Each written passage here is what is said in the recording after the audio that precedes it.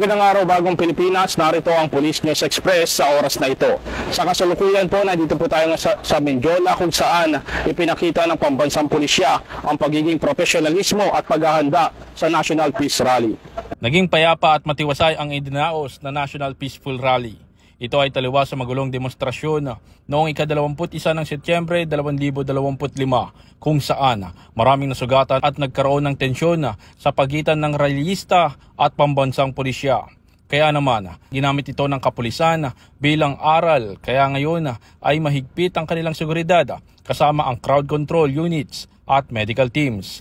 Sa ngayon, nananatiling maayos at kontrolado ang sitwasyon dahil sa mas mahigpit na seguridad na ipinatubad ng Manila Police District, katuwang ang ilang mga police regional offices. Dahil sa maagang paghahanda, koordinasyon at disiplina ng mga dumalo, natapos ang rally ng walang anumang naitalang insidente. Patuloy namang nananawagan ang pulisya sa publiko na makipagtulungan sa mga otoridad sa mga susunod pang aktibidad upang mapanatili ang kapayapaan. Sa kasalukuyan, nananatili pa rin sarado ang Recto Avenue, Legarda, Casal Street at iba pang parte ng Mindiola.